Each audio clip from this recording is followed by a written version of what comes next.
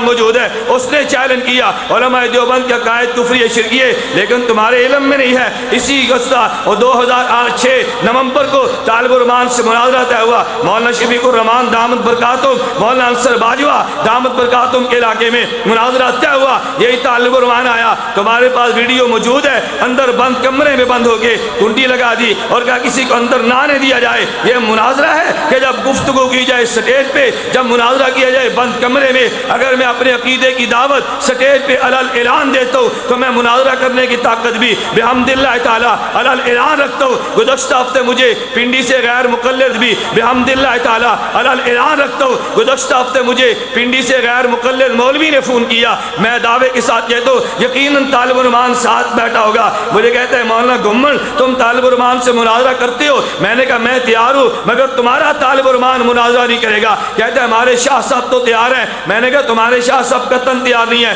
اگر تم شاہ صاحب کو تیار کر لو میں تمہیں 10,000 انعام بھی دے دوں گا۔ کہتا ہے جی شاہ صاحب کہتے ہیں میں مناظرہ کروں گا مگر میں انٹرنیٹ پہ کروں گا۔ میں نے کہا بالکل ٹھیک ہے، میں انٹرنیٹ پہ مناظرے کے لیے تیار ہوں، مگر مناظرے کا طریقہ یہ ہوگا مسجد طالب الرحمان کی ہوگی، طالب الرحمان بھی بیٹھا ہوگا، میں بھی بیٹھا ہوں گا، تم اس پہ انٹرنیٹ پہ براہ راست مناظرہ نشر کر دو، مجھے قبول ہے۔ کہتے ہیں نہیں تم سرگودا اپنے مرکز میں بیٹھو، طالب الرحمان اپنی مسجد میں بیٹھے اور پھر مناظرہ اور دنیا انٹرنیٹ پہ دیکھے۔ میں نے کہا یہ کوئی مناظرے کا طریقہ نہیں ہے، میں سرگودا بیٹھ جاؤں طالب الرحمان یہاں بیٹھ جائے، یہ کوئی مناظرے کا طریقہ نہیں ہے۔ طالب الرحمان کو چاہیے اپنی مسجد میں مناظرے کا میدان لگائے، طالب الرحمان مسجد میں بیٹھے۔ میں تیرے چیلنج کو قبول کر گیا ہوں گا۔ میں آج ابتدا میں کہنا چاہتا ہوں میرے ہاتھ میں کتاب موجود ہے، آئیے عقیدہ سیکھیے، طالب الرحمان نے کتاب لکھی ہے، میں اس کی غلطیاں آج سٹیج پہ لاؤں گا اور میں کہوں گا اس غلطیوں کا جو میں بیان کروں گا تجھے چاہیے اس کا جواب دے دے۔ میرے دوستو میں نے زبان